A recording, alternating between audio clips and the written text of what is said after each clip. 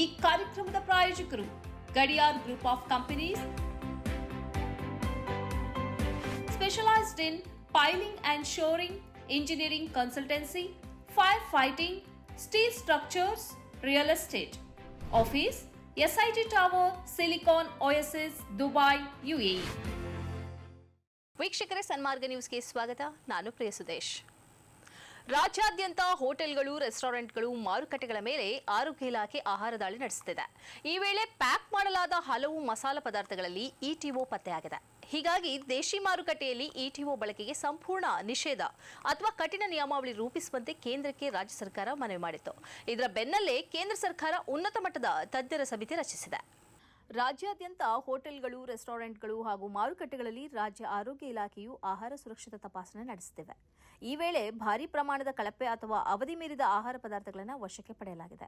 ಜೊತೆಗೆ ಈ ವೇಳೆ ಪ್ಯಾಕ್ ಮಾಡಲಾದ ಖಾರದ ಪುಡಿ, ಸಾಂಬಾರ್ ಪುಡಿ ಹಾಗೂ ಗರಂ ಮಸಾಲೆಗಳಲ್ಲಿ ನಿಗದಿತ ಪ್ರಮಾಣಕ್ಕಿಂತ ಹೆಚ್ಚಿನ ರಾಸಾಯನಿಕ ಮತ್ತು ಕೃತಕ ಬಣ್ಣ ಬಳಸಿರುವುದು ಪತ್ತೆಯಾಗಿತ್ತು.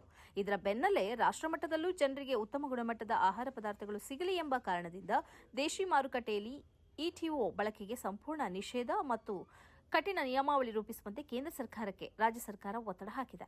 ಇದೀಗ ಇದರ ಬೆನ್ನಲ್ಲೇ ಕೇಂದ್ರ ಸರ್ಕಾರ ಇಟಿಒ ಬಳಕೆಯನ್ನು ಸಂಪೂರ್ಣವಾಗಿ ನಿಯಂತ್ರಿಸಲು ಅಥವಾ ಪರ್ಯಾಯ ಮಾರ್ಗಗಳನ್ನು ಹುಡುಕಲು ವೈಜ್ಞಾನಿಕ ತಜ್ಞರ ಸಮಿತಿಯನ್ನು ರಚನೆ ಮಾಡಿದೆ. ಎಥಿಲಿನ್ ಆಕ್ಸೈಡ್ ಎಂಬುದು ಒಂದು ಬಗೆಯ ಬಣ್ಣರಹಿತ ಅನಿಲವಾಗಿದ್ದು, ಮಸಾಲೆ ಪದಾರ್ಥಗಳಲ್ಲಿ ಬ್ಯಾಕ್ಟೀರಿಯಾ ಅಥವಾ ಫಂಗಸ್ ಬಾರದಂತೆ ತಡೆಯಲು ಜಿಡ್ಡುನಾಶಕ ಅಥವಾ ಸ್ಟೆರಿಲೈಸೇಷನ್ ಏಜೆಂಟ್ ಆಗಿ ಬಳಕೆ ಮಾಡಲಾಗುತ್ತದೆ. ಅತ್ಯಂತ ಅಪಾಯಕಾರಿ ಕೆಮಿಕಲ್ ಆಗಿರುವ ಇದನ್ನು ವಿಶ್ವ ಆರೋಗ್ಯ ಸಂಸ್ಥೆಯು ಕ್ಯಾನ್ಸರ್ ಕಾರಕ ಕೆಮಿಕಲ್ ಅಂತ ಹೇಳಿದೆ. ರಾಜ್ಯಾದ್ಯಂತ ಆಹಾರ ಸುರಕ್ಷತಾ ಕ್ರಮಗಳನ್ನು ತೀವ್ರಗೊಳಿಸಲಾಗಿದ್ದು 1849 ಹೋಟೆಲ್ ಹಾಗೂ ರೆಸ್ಟೋರೆಂಟ್ಗಳಲ್ಲಿ ತಪಾಸಣೆ ನಡೆಸಲಾಗಿದೆ ಮತ್ತು 2400ಕ್ಕೂ ಹೆಚ್ಚು ಆಹಾರ ಮಾದರಿಗಳನ್ನು ಸಂಗ್ರಹಿಸಿ ಪ್ರಯೋಗಾಲಯದ ಪರೀಕ್ಷೆಗೆ ಕಳಿಸಲಾಗಿದೆ. ಪ್ರಯೋಗಾಲಯದ ವರದಿಗಳು ಬಂದ ನಂತರ ಮುಂದಿನ ಕಾನೂನು ಮತ್ತು ಆಡಳಿತಾತ್ಮಕ ಕ್ರಮಗಳ ಬಗ್ಗೆ ನಿರ್ಧರಿಸಲಾಗಿದೆ. ಮೈಸೂರಿನಲ್ಲೂ ದಾಳಿ ನಡೆದಿದ್ದು ಹೆಚ್ಚಿನ ತನಿಖೆ ನಡೆಯುತ್ತಿದೆ. ಆಹಾರದ ನೈರ್ಮಲ್ಯ ಮತ್ತು ಸುರಕ್ಷತೆಯ ಖಾತ್ರಿಗಾಗಿ ಆಹಾರ ಸುರಕ್ಷತೆ ಮತ್ತು ಔಷಧ ಆಡಳಿತ ಇಲಾಖೆಯ ಆಹಾರ ಸುರಕ್ಷತಾ ವಿಭಾಗ ರಾಜ್ಯಾದ್ಯಂತ ವಿಶೇಷ ಜಾರಿ ಕ್ರಮಗಳನ್ನು ಕೈಗೊಂಡಿದೆ ಅಂತ ಆರೋಗ್ಯ ಸಚಿವ ಯುಟಿ ಖಾದರ್ ಹೇಳಿದ್ದಾರೆ. ಹಿಂದುಳಿದ ವರ್ಗಗಳ ಸಮುದಾಯಗಳಿಗೆ ಸೇವೆ ಸಲ್ಲಿಸುತ್ತಿರುವ 629 ಹೋಟೆಲ್ಗಳಲ್ಲಿ ರಾಜ್ಯಾದ್ಯಂತ ಪರಿಶೀಲನೆ ನಡೆಸಲಾಗಿದೆ. ಈ ವೇಳೆ 1860 ಆಹಾರ ಮಾದರಿಗಳನ್ನು ಸಂಗ್ರಹಿಸಿ ಪ್ರಯೋಗಾಲಯದ ಪರೀಕ್ಷೆಗೆ ಕಳುಹಿಸಲಾಗಿದೆ. ಸಮಾಜ ಕಲ್ಯಾಣ ಇಲಾಖೆಯ ಅಡಿಯಲ್ಲಿ ಕಾರ್ಯನಿರ್ವಹಿಸುತ್ತಿರುವ 331 ಹೋಟೆಲ್ಗಳಲ್ಲೂ ಪರಿಶೀಲನೆ ನಡೆಸಲಾಗಿದ್ದು, ಅಲ್ಲಿಂದ 556 ಆಹಾರ ಮಾದರಿಗಳನ್ನು ಸಂಗ್ರಹಿಸಿ ಪರೀಕ್ಷೆಗೆ ಕಳುಹಿಸಲಾಗಿದೆ ಎಂದು ಅವರು ತಿಳಿಸಿದರು. 186 ಬಸ್ ನಿಲ್ದಾಣಗಳಲ್ಲಿರುವ 889 ಆಹಾರ ಮಾರಾಟ ಮಳಿಗೆಗಳು, ಸಂಸ್ಥೆಗಳಲ್ಲಿ ಪರಿಶೀಲನೆ ನಡೆಸಲಾಯಿತು. ಅಶುಚಿತ್ವದ ಪರಿಸ್ಥಿತಿ ಕಂಡುಬಂದ 206 ಸಂಸ್ಥೆಗಳಿಗೆ ನೋಟಿಸ್ ನೀಡಲಾಗಿದ್ದು, ಸ್ಥಳದಲ್ಲೇ ಒಟ್ಟು 55,000 ರೂಪಾಯಿ ದಂಡ ವಿಧಿಸಲಾಗಿದೆ ಎಂದು ಸಚಿವರು ಹೇಳಿದರು. ಆನ್ಲೈನ್ ಮೂಲಕ ಆರ್ಡರ್ ಮಾಡಿದ ಆಹಾರದಲ್ಲಿ ಕೆಟ್ಟ ಹಾಗೂ ದುರ್ವಾಸನೆ ಬೀರುವ ಚಿಕನ್ ಇತ್ತು ಎಂಬ ಗ್ರಾಹಕರೊಬ್ಬರ ದೂರಿನ ಹಿನ್ನೆಲೆಯಲ್ಲಿ ಮಂಗಳೂರಿನಲ್ಲಿರುವ ಜಾಗತಿಕ ಮಟ್ಟದ ಫಾಸ್ಟ್ ಫುಡ್ ಮಳಿಗೆಯೊಂದರಲ್ಲಿ ಆಹಾರ ಸುರಕ್ಷತಾ ಅಧಿಕಾರಿಗಳು ದಿಢೀರ್ ಪರಿಶೀಲನೆ ನಡೆಸಿದ ಮರುದಿನವೇ ಈ ರಾಜ್ಯವ್ಯಾಪಿ ಕಾರ್ಯಾಚರಣೆ ಆರಂಭವಾಗಿದೆ.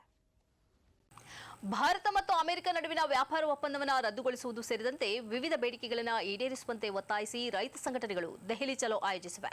ರೈತರು ದೆಹಲಿ ಪ್ರವೇಶಿಸುವುದನ್ನು ತಡೆಯಲು ಶಂಭು ಗಡಿ ಪ್ರದೇಶಗಳಲ್ಲಿ ಕಾಂಕ್ರೀಟ್ ತಡೆಗೋಡೆ, ಮುಳ್ಳುತಂತಿ ಬೇಲಿಗಳನ್ನು ಅಳವಡಿಸಲಾಗಿದೆ. ಸಂಯುಕ್ತ ಕಿಸಾನ್ ಮೋರ್ಚಾ, ಡಲ್ಲೇವಾಲ್ ಬಣ ಹಾಗೂ ಇತರ ಪ್ರಮುಖ ರೈತ ಸಂಘಟನೆಗಳು ದೆಹಲಿ ಪಾದಯಾತ್ರೆಯ ಹಿನ್ನೆಲೆಯಲ್ಲಿ ದೆಹಲಿ ಮತ್ತು ಹರಿಯಾಣ ಗಡಿಭಾಗಗಳಲ್ಲಿ ಆಡಳಿತ ಮಂಡಳಿಯು ಬಿಗಿ ಭದ್ರತಾ ಕ್ರಮಗಳನ್ನು ಕೈಗೊಂಡಿದೆ.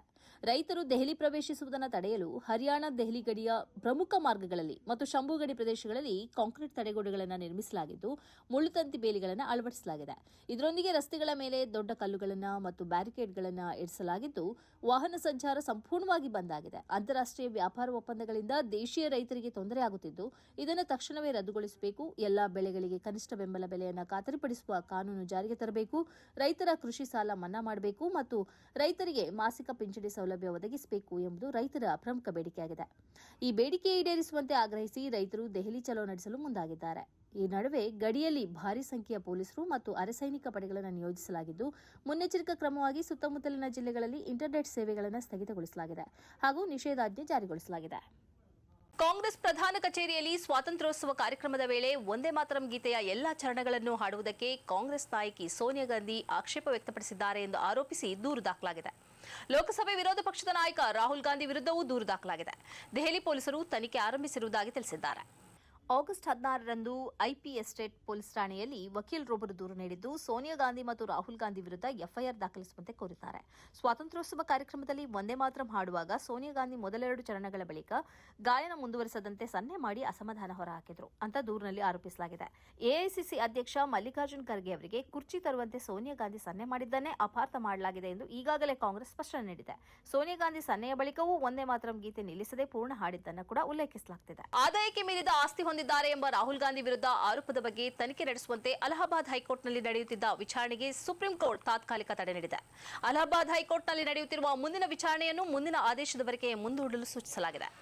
ರಾಹುಲ್ ಗಾಂಧಿ ಸಲ್ಲಿಸಿದ್ದ ಅರ್ಜಿಯ ವಿಚಾರಣೆ ನಡೆಸಿದ ಮುಖ್ಯ ನ್ಯಾಯಮೂರ್ತಿ ಸೂರ್ಯಕಾಂತ್ ನೇತೃತ್ವದ ಪೀಠ ಸಿಬಿಐ ಅಥವಾ ಇಡಿ ಹೈಕೋರ್ಟ್ಗೆ ಯಾವುದೇ ವರದಿ ಸಲ್ಲಿಸಬಾರದು ಎಂದು ಸೂಚಿಸಿದೆ. ರಾಹುಲ್ ಗಾಂಧಿ ಪರ ವಾದಿಸಿದ ಹಿರಿಯ ವಕೀಲ ಕಪಿಲ್ ಸಿಬಲ್ ಹೈಕೋರ್ಟ್ ಪ್ರಕ್ರಿಯೆ ಕಾನೂನುಬದ್ಧವಾಗಿಲ್ಲ ಮತ್ತು ಇದು ವಿಚ್ ಹಂಟ್ ರೀತಿಯಾಗಿದೆ ಎಂದು ಆಕ್ಷೇಪಿಸಿದರು.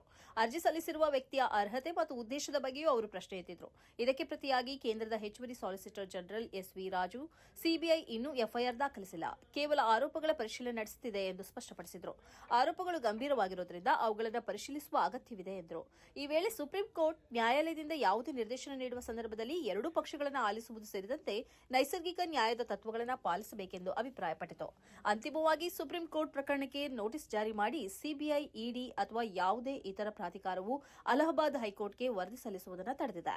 ಇದು ಈ ಹೊತ್ತಿನ ಸುದ್ದಿ ಸಂಚಯ. ನಿರಂತರವಾಗಿ ನೋಡ್ತಾ ಇರಿ ಸನ್ಮಾರ್ಗ ನ್ಯೂಸ್, ಸುದ್ದಿಗಳ ಸಂತೆಯಲ್ಲಿ ಸತ್ಯದ ಮೊಂಬತ್ತಿ.